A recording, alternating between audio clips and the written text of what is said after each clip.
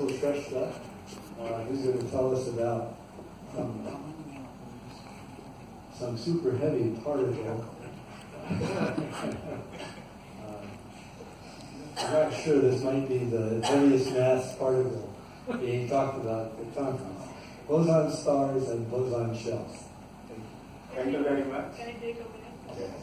Yeah, so people who want their dinner to be arranged today, a sheet is being circulated.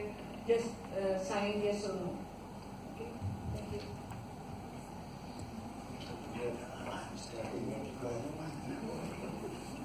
Exactly.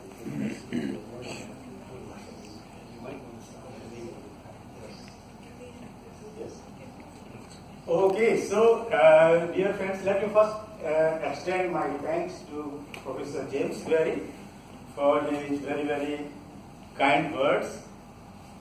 And then my next task is, because I'm a participant of this conference as well as one of the organizers of this conference.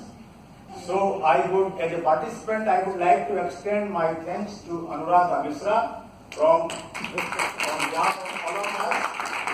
And then, as one of the co-organizers of the conference, I would like to extend my thanks to all the distinguished speakers, all the distinguished delegates of this conference, entire faculty of the Mumbai University, and a whole bunch of galaxy of students and friends beginning from master's level to PhD level to postdoc level and faculties. So my very, very sincere thanks to all of you on behalf of the delegates. Okay. And then I come to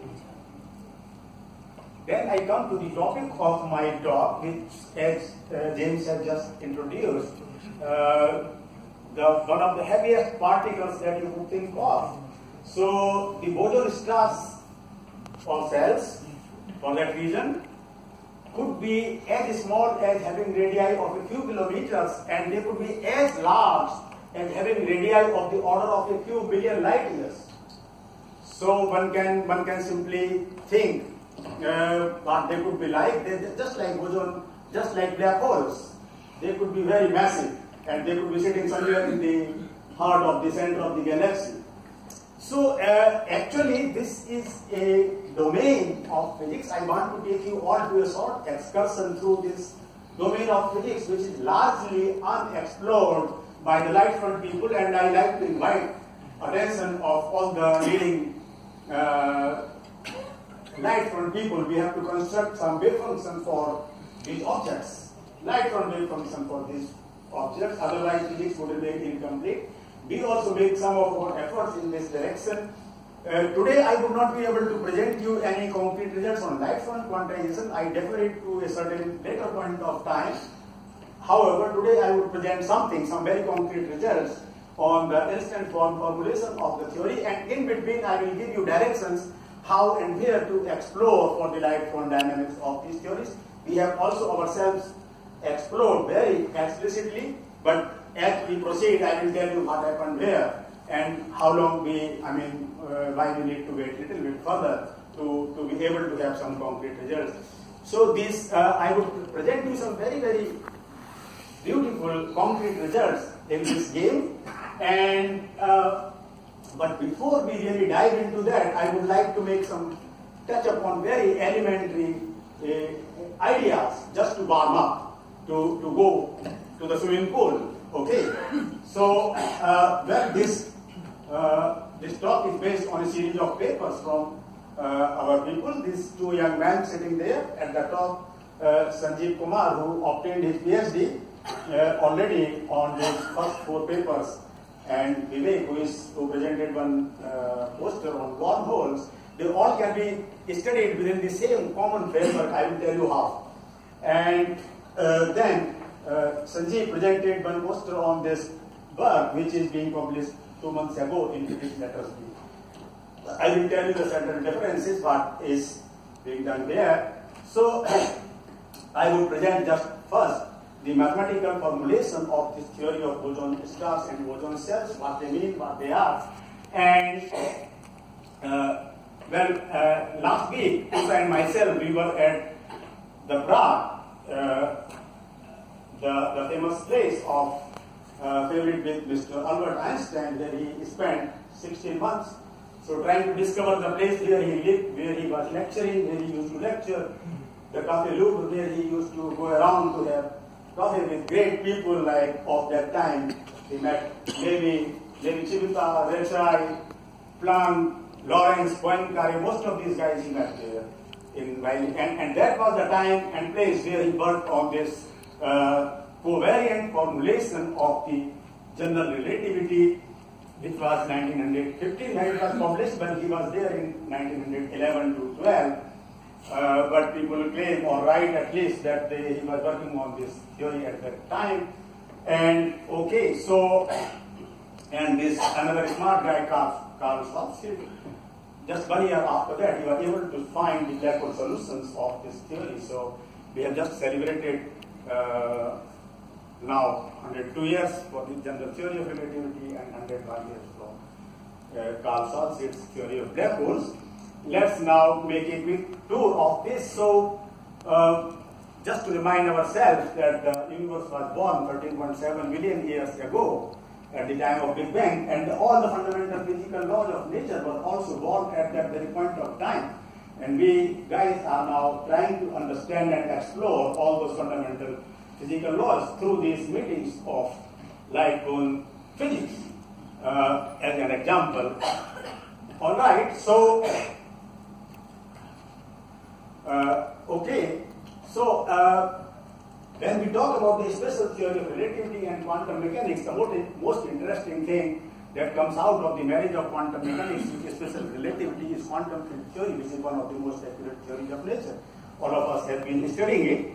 I would simply extend the domain of this also to go to the gravity, and this theory is obviously the most experimentally well-tested theory of nature.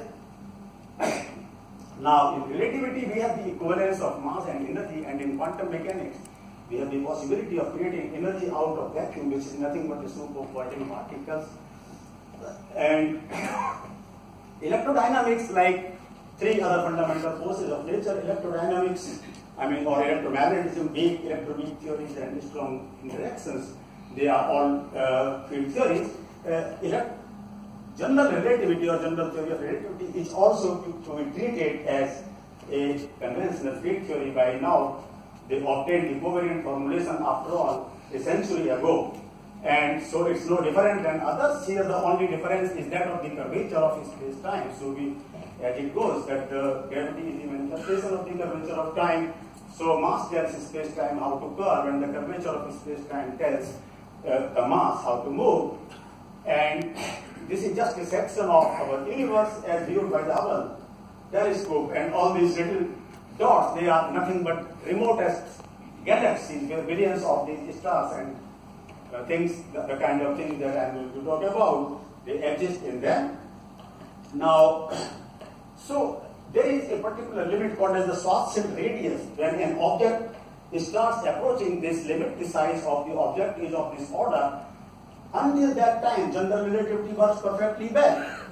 And beyond that, general relativity also breaks down, and you need a quantum theory of gravity. I would not even read it, and I would not go to that. I would talk only about the classical field theory of gravity. Just to give you an idea of this black hole, the escape velocity is 2 gm by r, square root of that. So if I keep my Earth, the mass of the Earth fixed, and I reduce the radius, when I reach the limit 8.4 millimeters, then my Earth becomes a black hole, because the escape velocity just becomes equal to the velocity of light. So the photon comes back and falls back onto my Earth. And this limit for the sun is 3 kilometers. So if you squeeze your sun into this spherical ball of radius 3 kilometers, it also becomes a black hole. Then nothing comes out, and we no longer exist. So, but when the size of the object reaches this size, which is of the order of the Schwarzschild radius, then the general relativity also breaks down, and we need something beyond that. Now, if we run the universe backwards in time, we encounter a singularity known as the Big Bang. But singularities are also found inside the black hole. So these are just the gravitational potential curves. The heavier this object, the deeper the singularity. So instead of a star, if you have a black hole which is million times heavier than the star, then the singularity is deeper and deeper. And this is what exactly I am talking about, the event horizon. By that time, general relativity would work perfectly fine, but if you go below that, then it would also fail, and you would need quantum theory. So, one important difference that we need to remember in our mind is the difference between the Newtonian and Einstein gravity. In Newtonian gravity, you change the distance between the two objects. The force between them changes instantly without any loss of time. However, according to Mr. Einstein, this is impossible. Nothing can move faster than light. So, if I change the distance to another distance, the force changes, but there is a non-zero amount of time, finite non-zero amount of time, which is taken in the change when the force changes from F1 to F2. And so, this is primarily the gravitational force is also a field theory, and instead of photons, gluons, and W plus minus and G, 0, we now have gravitons, so they talk to each other via the exchange of the gravitons. Okay? Now, if we want to study these objects as we plan to do, then there are very simple generalizations needed. If I am in a two-dimensional Euclidean plane, my distance square is dx square plus dy square. In 3 dimensions, Euclidean dx square plus dy square plus dz square. In 4 dimensions, and if I go to Minkowski, then I have minus c square dt square plus dx square plus dy square plus dz square. Here, instead of calling it a distance square, I start calling it the square of the interval between the two events. And so,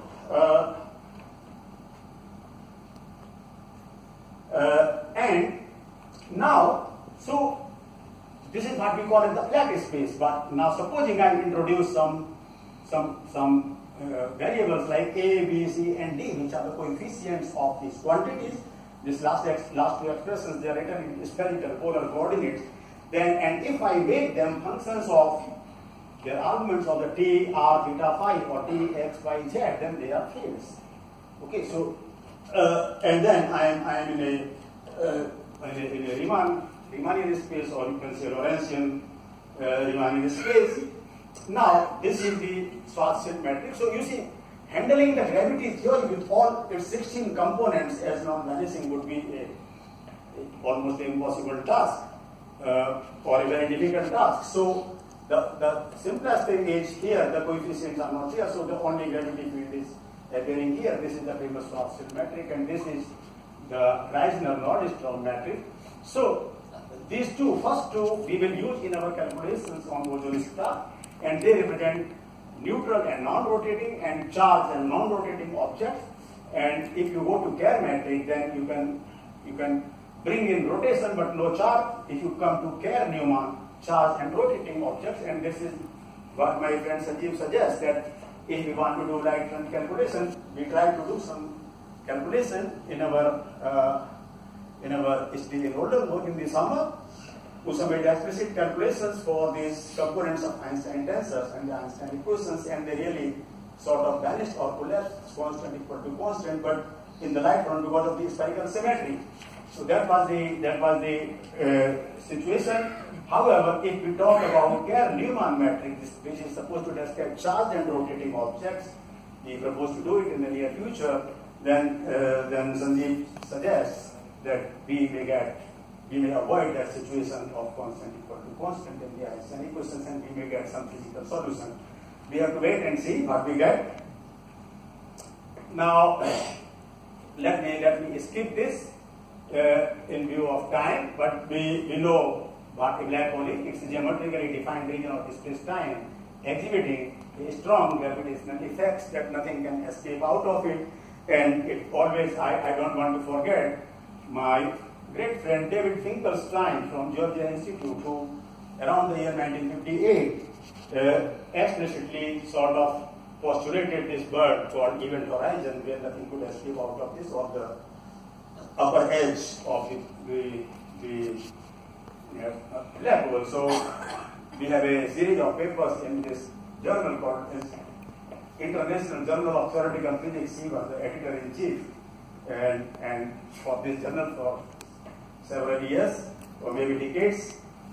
And so this is just a pictorial representation of the black hole, the event horizon. So event horizon is a one-dimensional imaginary surface where things can only go inside and nothing comes out. And let me skip the details of the black hole and let me then talk about the white hole. What is a white hole? A white hole is a hypothetical object which is also surrounded, or you can think of it as being, you can think of an imaginary surface, one-dimensional surface, where unidirectional surface, I should say, where things can only come out and nothing goes in. So it's in some sense it's the reverse of a black hole. It violates the thermodynamics laws because entropy is supposed to remain constant or increase, but here entropy would really decrease because. But however, they have all the properties like mass, charge, angular momentum, and so on. And here, in the event horizon of this white hole, so nothing would enter it, only things can come out of it. So that's the difference. So, but in any case, it's a hypothetical object. And then I talk about the so-called neutron stars. Boson stars, neutron stars are the densest objects. You already mentioned them.